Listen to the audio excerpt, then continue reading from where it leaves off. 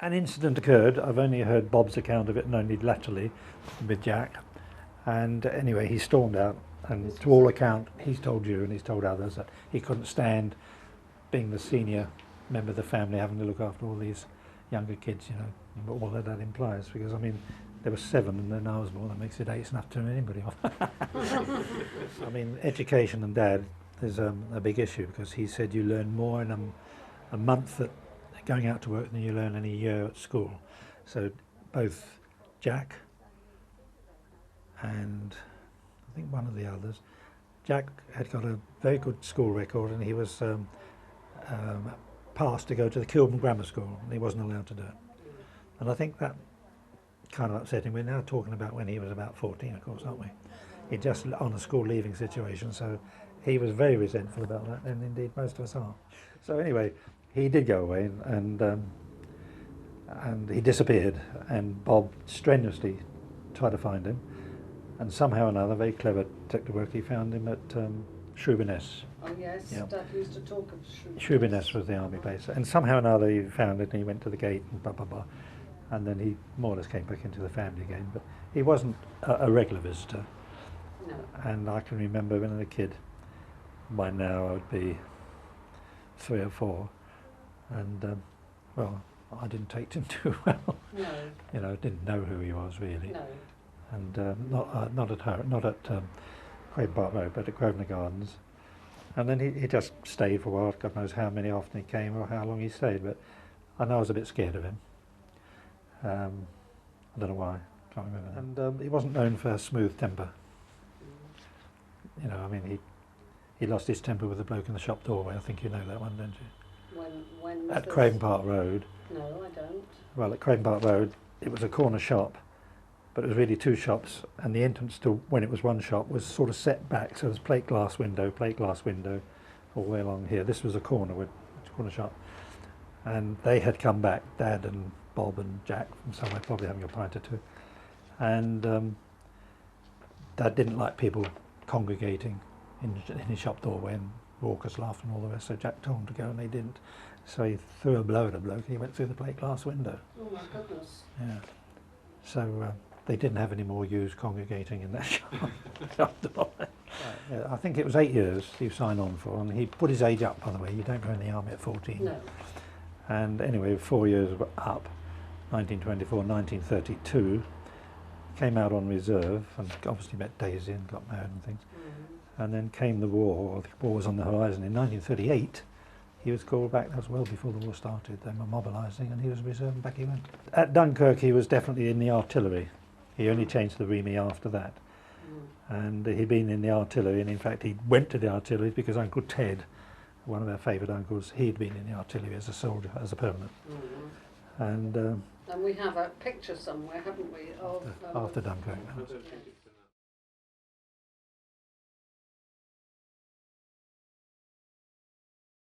Yeah, well, it was always known that Bob was the most helpful and the most willing and open of all the family. He was a very popular guy wherever he went. He worked for Burroughs, the office machine people, as a serviceman, finishing up eventually as a service manager before he resigned. And of course that took him all over the place, and he carried this whacking great big bag full of screwdrivers and bits and pieces. And I have met people who knew Bob, who used to call in on them when they were in various places in the country working this equipment that he used to service, and they always said what a smashing bloke he was. He used to come, he's always got a fresh story. It was always a little bit risque, but not mucky, and he's always been the same. He's always got a fund of stories. He's always a very helpful guy, but I guess that he was so popular, and he used to participate in a lot of activities with the neighbours, classical music, and he was out till the hours of the morning, and I guess Phil must have felt a bit neglected, I suppose. This is what the girls all say. I suppose that's right. Don't have any first-hand knowledge of it, except I knew Bob was doing all this things. He was playing rugby, wrestling, everything. And so anyway, their marriage sort of got on the rocks. And Phil, I was told, was a very beautiful woman. I wasn't at the age where I appreciated beautiful women. No, but she was an extremely helpful person. She came to live with us for a period at Grosvenor Gardens, and Eve was just a little baby at the breast. You know, she helped the girls who were a little bit uncertain of life, not terribly well informed, certainly not acquainted with facts of life by mum or dad, except by the obvious, you know, we've got 8 children. And she put them right on so many things, worldly wise matters, and helped them to get into the rag trade. She was in the rag trade in the West End. So anyway, as I say, Bob admits that he kind of neglected her. He's such a gregarious sort of guy, but he was neglecting old Phil. Anyway, she fell by the wayside, taken in by some American lieutenant colonel, and didn't tell her that he was married and got kids, and had an affair with her, had his way with her and all the rest of it. And then when the time came for her to go back, he didn't take it, he just vanished, you see. But anyway, the marriage was then going through the divorce courts. He had custody of Evelyn. Well, I mean, Evelyn was not a little baby by then. Of course, she was, gosh knows, about 8, 9. And so that was agreed. So Bob did have custody of her and put her through the Clifton High School, one thing and another. But of course, at any age she liked, Eve could say, I'm going to live with Mum. And when she said, yes, I'm going to live with Mum, and off she went. I found, talking with Bob later, very much later, that he didn't play it the right way at all. He wanted her back. And he said to me on his deathbed, he said that, you know, I would have had Phil back. So I said to him, Bob, did you tell her that? Did you say that to her at the time? And he said, no, I didn't. So he said, at the time, it wasn't a question of reconciliation. It was hostility, taking sides and preventing being stripped. One of the places he used to call on there was Margaret. And she wasn't married, and he was, you know, bachelor, and I suppose she had, well, probably fell in love with her, I suppose, I just don't know. But it wasn't a very happy marriage anyway. I won't go into that.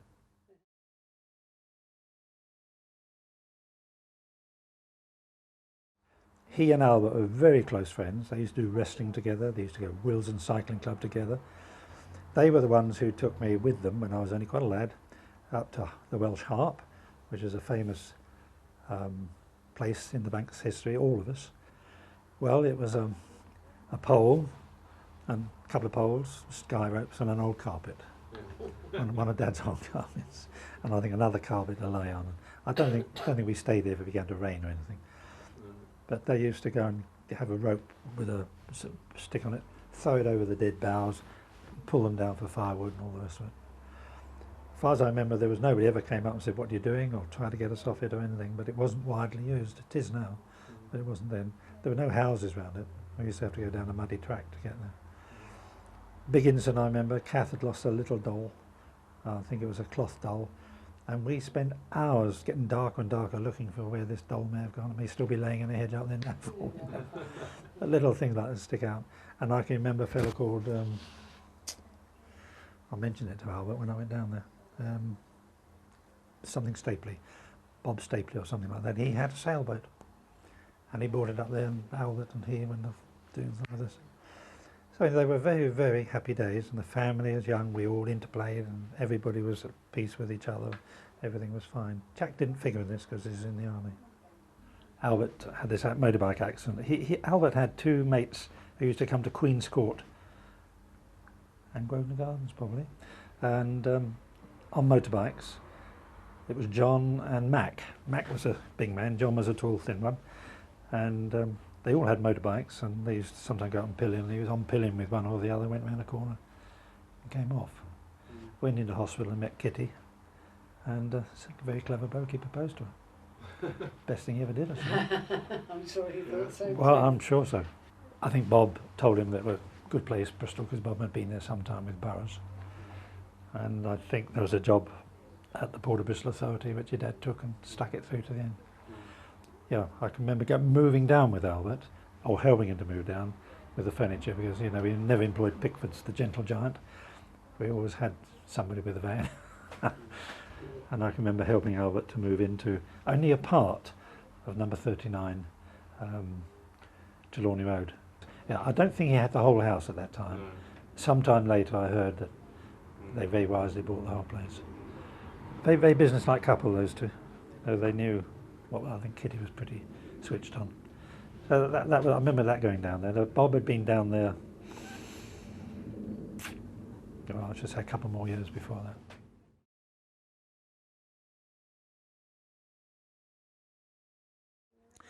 I can remember Sis, she used to serve in a sweet and tobacconist's kiosk somewhere in London in the West End. You know the little kiosks there? People come up by their phone. She was in there for a while. She did some window sign writing, you know, what today's special offers were. She did some window dressing somewhere. And then she went to a firm called Glacier Metal. Mary went to Glacier Metal, I went to Glacier Metal. It's a firm that made bearings and bearing metals at Alperton. And she established a great reputation there for being a very friendly, outward, sociable, likeable girl. They loved her.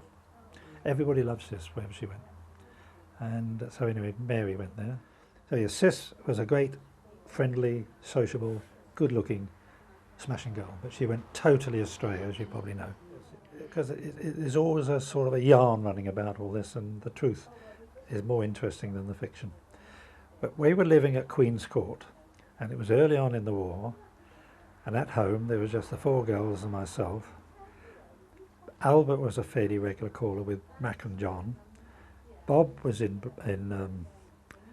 Bristol, and Jack, I don't think where he'd be in the oh, serving, of course he was. He was in France and wherever else it took him. So anyway, we had this rather nice house. If ever you see it, you'd be quite surprised. It was a 4-bedroomed semi with a garage, which is most unusual, on their own drive in Queen's Court at Wembley. And we could only move along the housing market simply because the children started working, getting money. They didn't stay long. As soon as they started earning enough, they opted, you know. But nevertheless, there was more money coming into the door. So they were able to pay the rent. Now, I don't think Dad necessarily paid the rent, because Dad himself was such a bad payer, he would never pay his rates, and he went into Wormwood Scrubs twice as a bad debt. I did hear that. Yeah, and he wouldn't pay bills, and everywhere went up bills, and they tried to evict him. But anyway, this was a smashing house, and today it must be worth £500,000, you know, really is in a very marketable area. So anyway, there we were, Mum and Dad, not on very good terms at all. The 4 girls, Flo wasn't there, Flo had left, she was working in London and living in London, when a bloke called on the door called George Franks. And we all knew that Flo had had some sort of liaison. If she wasn't married, she got damn close to it. Anyway, she got pregnant by him. I think she married, and Dad arranged somehow or another to put in contact with somebody to have an abortion. I was there with Dad, and I was sent out on the pavement while they spoke. Flo was seeking Dad's advice, and his advice was clearly, get rid of the baby, do this and do that. And as a result, she divorced George, and very good grounds for it as well. So lo and behold, this George turns up at 10 Queen's Court, says who he is, and he was invited in. And to this day, I never understood why that happened. He was filthy, unwashed, unshaven. The girls burned all his underclothes and his socks. They said they'd been changed in months. You know, he just stank to high heaven. God knows what was going on in their minds about all this. I just cannot fathom. And I always wish that Bob and Albert were not at Bristol.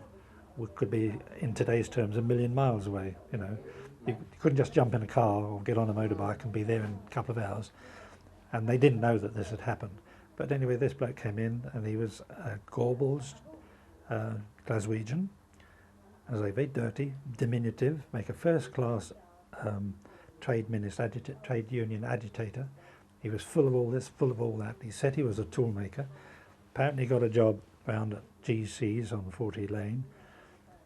I've had my doubts since then whether he was a toolmaker at all or just a draft dodger, saying he was a toolmaker. But anyway, he took advantage of her. The girls tell me that they were all singularly uneducated about these things. In other words, nobody had ever explained to them. And I don't believe that they didn't know anything. You can't as a girl with menstruation, one thing or another, not having found out what that's all about. But anyway, she fell for and had this baby. And of course, Mum was furious, Dad was furious. In those days, that was a terrible blot on the family.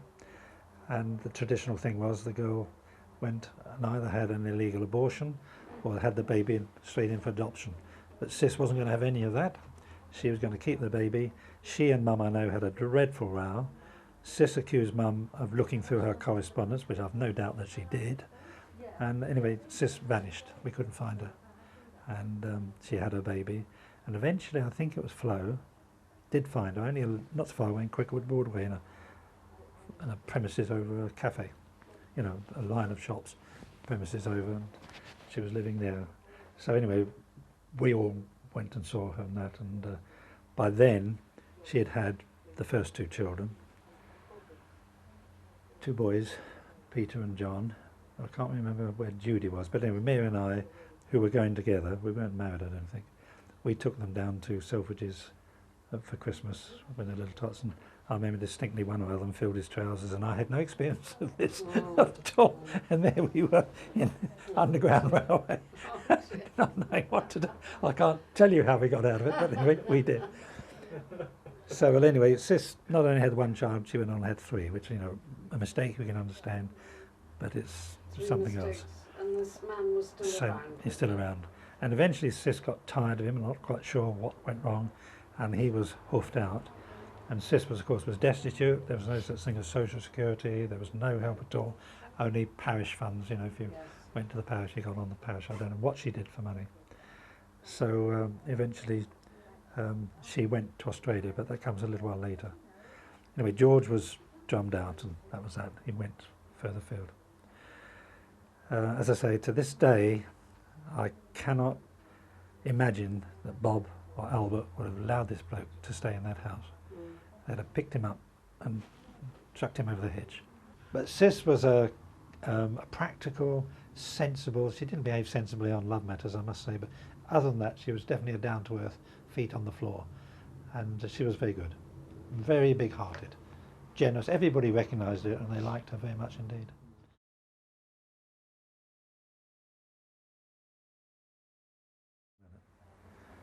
So anyway, Flo, she was always an outward-going girl, full of humour, friendly. The only thing she wouldn't do, she wouldn't let anybody else talk. You know, she had a view, that was it. Yes, she was. She and Jack, in fact, were very, very close. Yes. She and Jack had a very, very close relationship. More Flo with Jack than with Bob or Albert. It wasn't indifferent, but No. it was Jack and Flo. Thoroughly likeable, outward-going, very attractive girl, yes, and so on and so forth, yes. Flo got a divorce from this George and made her way, and she used to live in somewhere like Notting Hill Gate, or I used to go down and see her and in the rooms, and then she moved to Belsize Park, which was slightly more respectable near Hampstead. I used to go down and see her then. Mary and I used to visit her even when I was home on leave, and she had a man friend then. I don't think it was a boyfriend in that sense, but a fellow called Jock, who had been in the Spanish War fighting for the communists. And anyway, she lived quite comfortably, and she had various jobs. I can't remember what they were. So then eventually Flo met the man she married, Frank Payne. He was a long-serving submariner and a deep-sea diver in the Royal Navy, whatever the ranks they have. And he was a, I don't know, what do they have ranks in? He was a non-com, but he was the highest of the non-coms. Very nice, solid guy, very friendly and outward-going, typical Navy bloke, about as wide as he was tall. And they got married, and they had a child as well. And Mary and I were the only witnesses, the only attenders at their marriage. And that was at Richmond Church. And when his son John came over, we took him over there, and the registrar or whoever dug out the records and showed it there it was, and we were the only ones there. When Flo got married to Frank, we had a house which we were buying in Hayes, and they were with us. She had a baby. In fact, she had Janet, who is now called Jane, and I speak to Jane an awful lot on the phone. And Flo was melodramatic, and a bit like Mum. Mum used to be able to put on an act just like this. She used to go to the theatre and see a play, and she'd come home and act it out for us. What are those faces on the wall and all this sort of stuff, you know. She used to give us these things. She's a very good actress, you know. Honestly, I can remember these little things went on. And anyway, Flo could be a bit melodramatic as well, and I can remember once when Jane was Janet was very, very young, she suddenly called out to me, and I rushed in. She was standing in the naked hole, and she died, and sort of handed it to me, and I looked and I said, well, she's breathing all right. You know, talk about flap. Yeah. So Flo was given to that.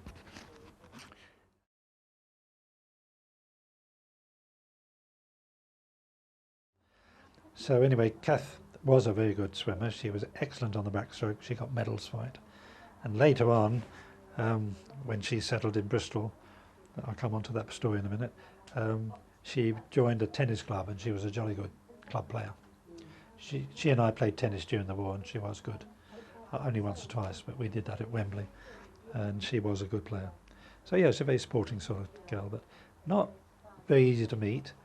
She wasn't aloof and sarcastic, but she didn't make friends terribly easily. It was said by Albert that she wasn't as bright as the rest of the family.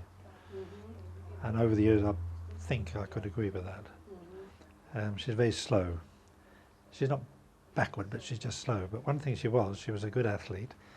And I can remember at Craven Park, she used to have to go to Camden Town swimming baths on a Saturday, I think it was. And she had to be there by X. And Mum used to make everybody in our house had a job. The house wasn't kept clean just by Mum. How could she with a shop? We all had our own jobs to do. And I can remember Kath getting in quite a stew because, you know, she's looking, I've got to get the train by so-and-so. Mum kept on giving her things to do. Got quite a tearful business. Then she ran up the road as fast as she could. I can remember that not just once, but many times happening. You know, Mum was a bit like a stickler. The jobs had to be done. She met over the bar at this tennis club, which also had a bowls section. And she got talking with Harry, who was a permanent member of the bar. And Kath was pretty good at drinking as well. And they sort of became drinking mates, and they moved in together. They didn't get married for a long, long time, because he was a Roman Catholic and he had a wife, hadn't seen her in years, but Roman Catholics can't divorce. But then there came the time when they'd been together for some years when the law over here was changed, that if you had 5 years incompatibility or separation, one or the other could get it without reference to the other. He decided they'd get a divorce. Well, that would be beneficial. And then married. She was drawing his civil service wife's pension. And they had a very close relationship, really, but it was bound by cigarettes and whiskey. You know, they lived at Plymouth. First of all, they lived on the Hoe, marvellous place. First they had the room at the back, or rooms at the back, and then the ones in the front came available on 2 floors, was it? No, it was on 1 floor. And they had a grandstand view of the Hoe. Marvellous, marvellous location. But they joined the Conservative Club only because the beer's cheaper in the Conservative Club than it is in a hotel.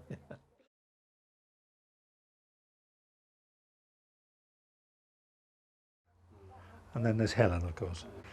Helen and I were immediately in the family, and she and I were mates, much more than I was a mate with Kath or anything. Helen and I used to go swimming together a lot, and when we lived at Grosvenor Gardens, we used to go to Gladstone Park. There was a kidney-shaped swimming pool, and we used to swim up there for a lot. Sometimes I'd go up there and she wouldn't, but one day we were up there, and she was young enough still to climb trees, and there was an oak tree with a bough going along about 8 feet above the ground, and we were going over like apes upside down, and she fell off and broke a vertebrae. She was in plaster top to bottom here for ages and ages and ages.